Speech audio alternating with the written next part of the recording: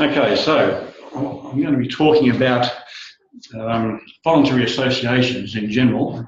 So that's the world we're going to.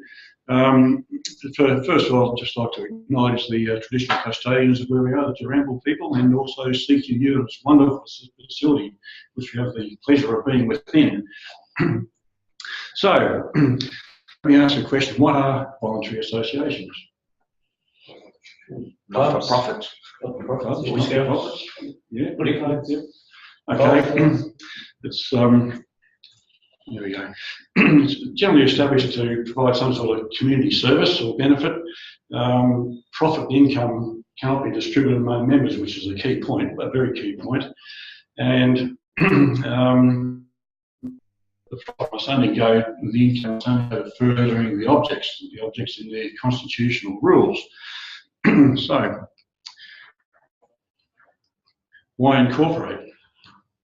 Well, you corporate lawyers should have some good reasons why a voluntary association should incorporate. Limited liability. Limited liability takes the personal liability off directors, which would otherwise apply in an unincorporated association.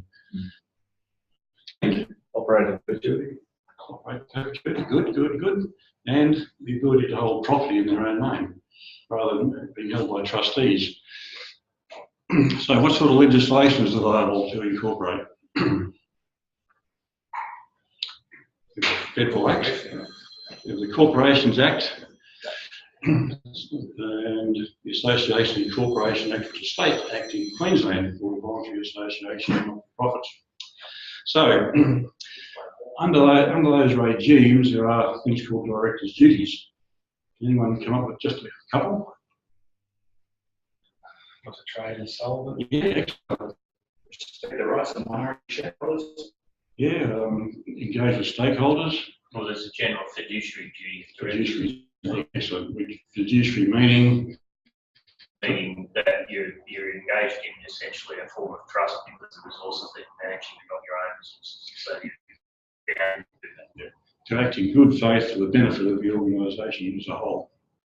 Okay, yeah, so not to use division improperly or use information improperly. They're the ones under common law, and then under legislation, the guidelines under ASIC and so forth. Those things. And the other one's quite important, which relates to corporate culture. So, what is corporate culture? Anyone? The executive currently have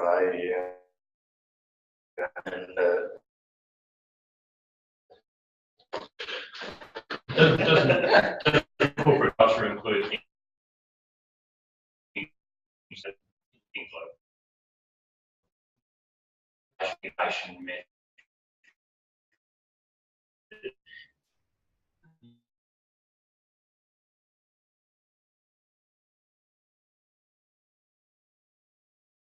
as a group of human beings as opposed to a company or a corporation as a productive unit. Yeah, that's exactly right. Drop in your coat or swallow it and have it. Okay, yeah, that's all good. And the bottom line is that values-led corporate culture makes the organisation ethical. So what about poor culture? What's the opposite effect? I'll just abbreviate it by saying poor culture leads to malfeasance, misguided actions by the board, selfish behaviour, all those sorts of things. And the cost of, sorry? A lot of examples presently. Yes, and there was that example of the banks over the last few years in the UK, worldwide banks, the corporate culture cost them a fortune in penalties. So, would you believe there's another corporate organisation which sits outside regulation? It's quite common in Queensland. It's very common. It relates to associations which have been created a long time ago under what's now repealed legislation, and they sit outside the law effectively. So what we're talking about is letters patent corporations. Letters patent came in back. It was formally legislated in the days of Queen Elizabeth I, and it allows the Crown to give some sort of right or privilege or office or corporate power to a group. When Queensland was founded, the government here did the same thing. This is in 1861, 2 years after the colony of Queensland was erected, and they passed their own act, Religious Educational Charitable Institutions Act of 1861, where the government would recommend to the Governor General that a particular body be granted letters patent. The Governor General or the Governor would sign off on it, and voila, there's a corporation. Now, there's two issues I found with this. First of all, the office holders are the only people incorporated, not the body itself. And the RECI Act is a whole 2 pages, not one mention of annual general meetings, audits, accounting, election of officers. That's all up to the individual association's internal rules. And this is a there it is there. This is a copy of the letters patent which incorporated the Return in Services for Legal Australia Queensland branch. You won't see this because it's a small screen, but down here, they incorporate these people. People hold the offices of President, Vice President, so the Junior Vice President, and Treasurer, so 4 people. And it names them and says they and their successors are the corporation. So in 1981, the Queensland government brought out a replacement act, the Associations Incorporation Act, and the Minister for Justice at the time, the Attorney General, Samuel Sidney Demani,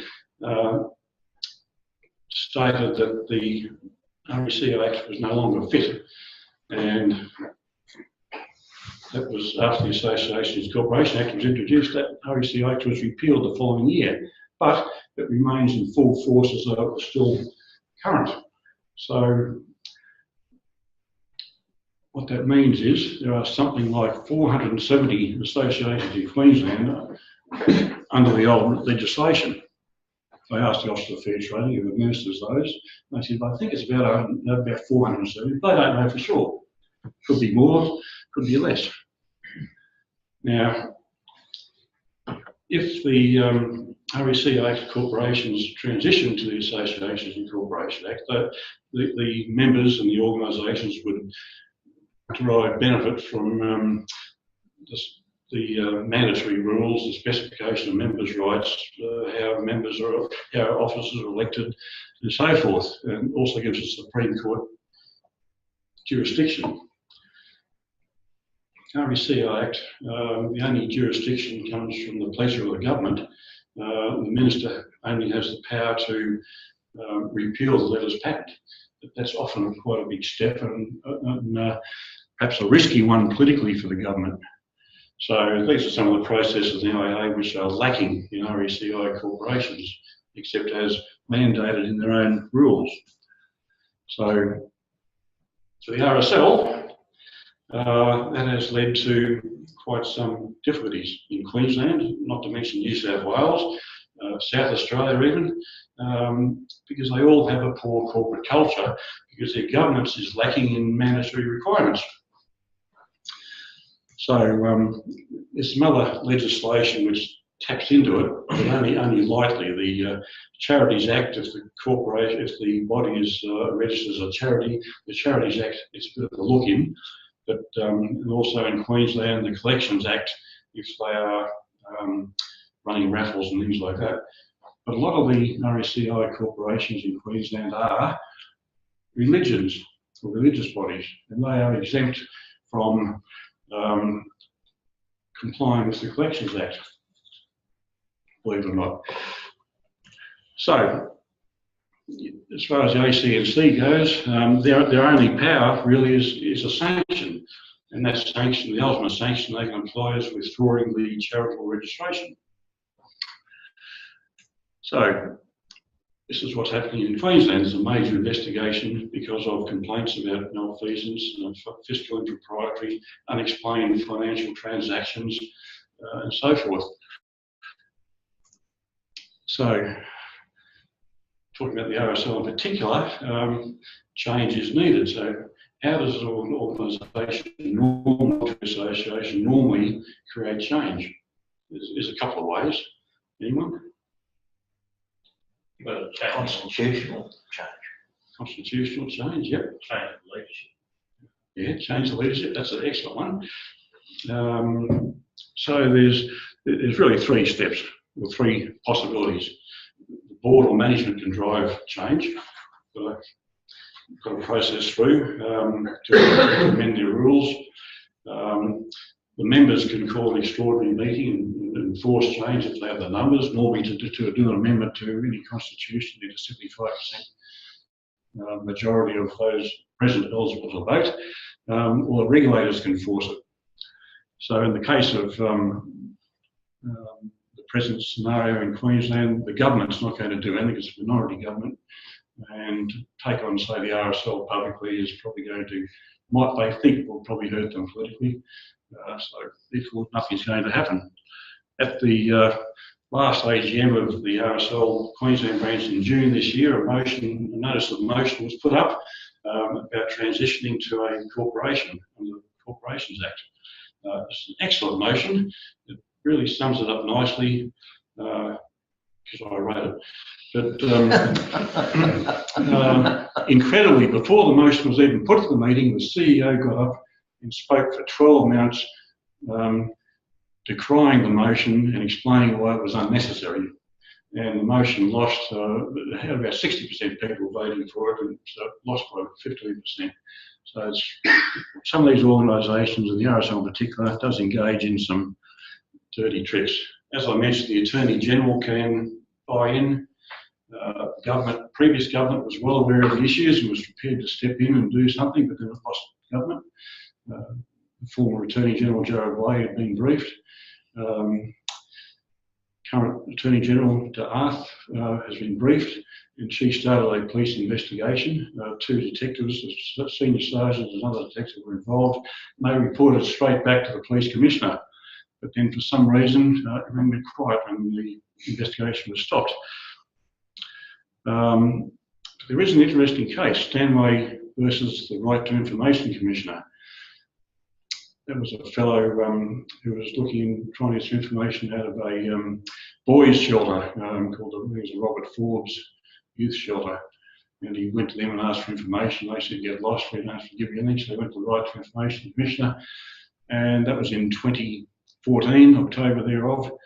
And the decision was handed down in March this year, and His Honour used a meticulous analysis and said that the RECI Corporation is created by government, it's created by Parliament, and then formalised by the Governor in Council. Therefore, it's a government body, it's a government agency.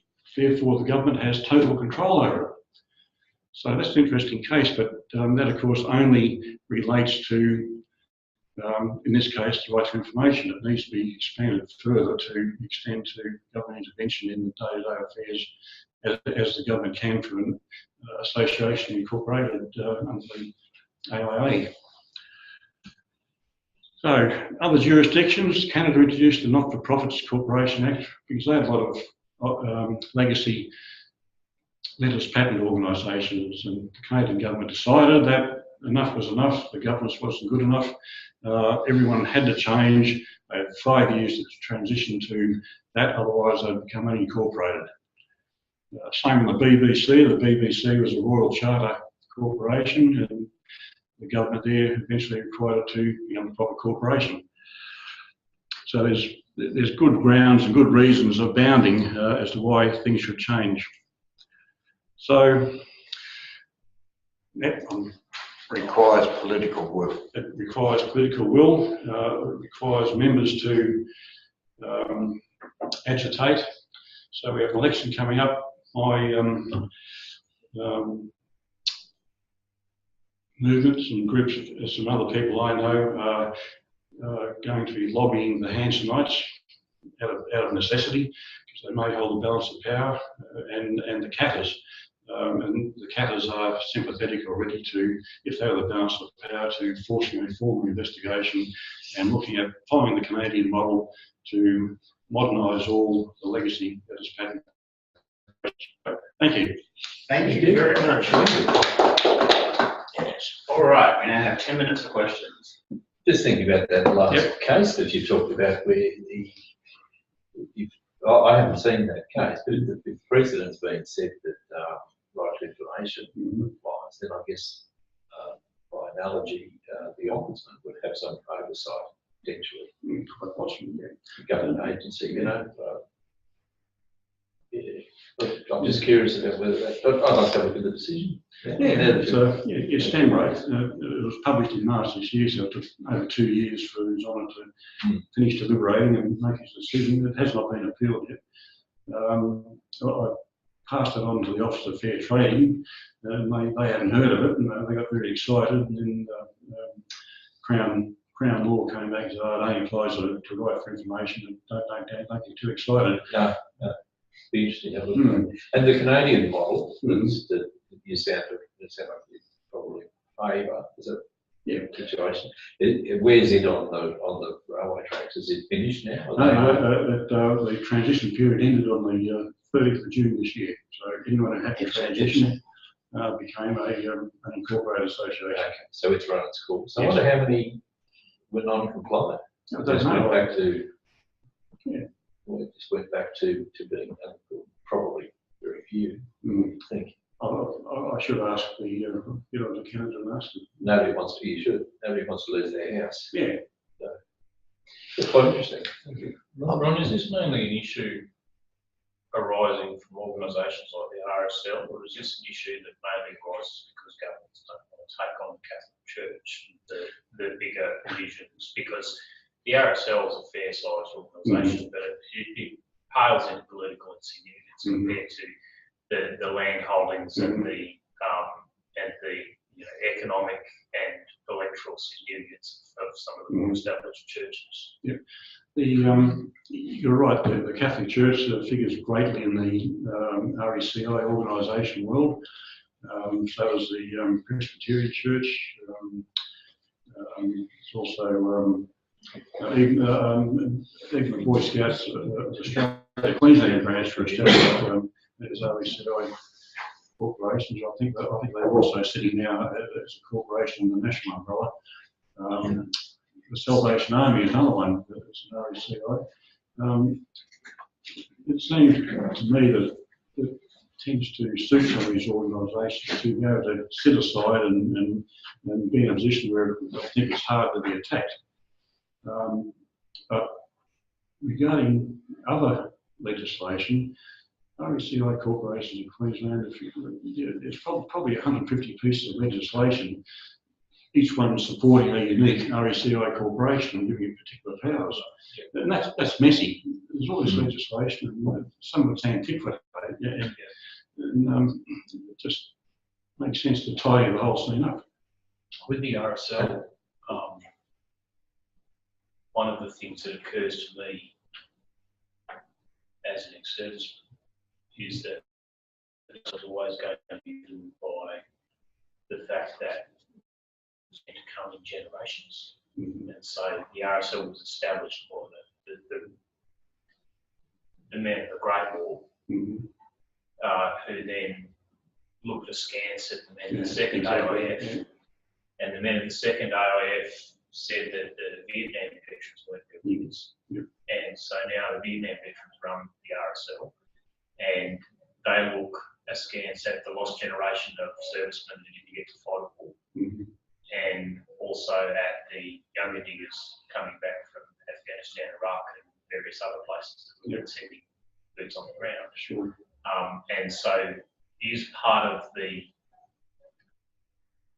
benefit of being an RECI fact that it's quite helpful for the internal politics for those who have the reins at the moment to be able to belt everyone else around with relative impunity. You've hit it on the head. They have a vigorous tribunal system. If any member speaks out, they're suddenly being accused of not acting in the best interests of the RSL or something, and they're up before the tribunal, threatened with expulsion or suspension. It's run like a military dictatorship. So and just entirely personally, and most people who I know of my generation of servicemen with no interest in the RSL, because that's what it looks like to us. Yeah. And so I wonder if ultimately this might not be self-defeating, and that this imposed by normal corporations might actually ultimately be the saviour of the RSL, because it allows it to become less focused on internal politics and more focused on delivering benefits to diggers. Yeah, exactly. And I think you see that in New South Wales, the Justice Bergin inquiry is underway, and the opening address of the government representatives are incredible. It's going to carry on for at least 2 years. There'll be constant revelations coming out about malfeasance and nepotism and bullying and everything else. It's the same as the movements of good governance in the corporate sphere too, to actually explain to people that transparency and accountability is actually really good for your organisation. It's not about someone from outside trying to destroy you or destroy your culture. It's actually protecting your culture. Yeah. But I think someone like the RSL is particularly at risk, because if successive generations of veterans don't engage with the RSL, then the RSL will eventually become a run. Because I mean, we're losing the last of the great generation now. The time will come for the Vietnam diggers. If the successive generations of veterans are not interested in the RSL, then the RSL will be this organisation that used to exist. I believe there wasn't there something about the Chinese society that was a very similar situation. The Chinese Temple Society, that was an unincorporated association. It was founded in 1906 or something. There's a temple, if you're in Brisbane, there's a bit of a temple out near Breakfast Creek, not far from Breakfast Creek. And it was only a small society, but the property was held in individual names. And those people eventually died, and nobody took over it. So they had this land which didn't belong to anybody. So the government in 1965 or 1967 said, "Oh, we'll fix this. We'll make you an RECI corporation," and they passed a special piece of legislation, the Chinese Temple Society Land Act, which then allocated that land to the society. Now, I'm watching Scott's numbers run up here, so one brief question, because your middle ground, because I think your instincts are right. There's going to be a great deal of resistance to trying to forcibly convert anyone that did in Canada. Can Letters Patent be amended to start introducing some of these governance requirements, or can they no longer be amended because the authorising legislation has been repealed? It has been amended to change names, the Letters Patent. I'm talking about something a bit more significant. Yeah, I know. I'm just saying that they've been amended to change names, and the RSL became the Returned and Services League. Instead of the Returned Services League, they had to amend the name of the Letters Patent, and that was after repeal of the legislation. But the Letters Patent themselves never actually, they just give them the rights to be, okay, you're incorporated, and that's about it. Right. There's nothing else in there. But there's no reason that couldn't be conditional, is there? No reason it couldn't be done conditional on having an annual general meeting, or conditional on having audited books, or whatever it might be. And as bizarre as it seems, we have precedent on amending a repealed piece of legislation. So it does seem very strange that you could amend something that doesn't exist anymore. There's an example. It just seems to me that might be a middle ground that's open to exploration by governments to start introducing some of these good governance factors into these organisations without saying to them, we're going to take your Letters Patent away. That's an article of faith. Understood. Yeah, that's a good point. And at some point they'll be the same. So it's like, well, you might as well be incorporated. Or at least you take the scariness out. The Catholic Church is not suddenly going to become something other than the Catholic Church because it's under a corporation. Okay, well, thank you, everyone. Thank you.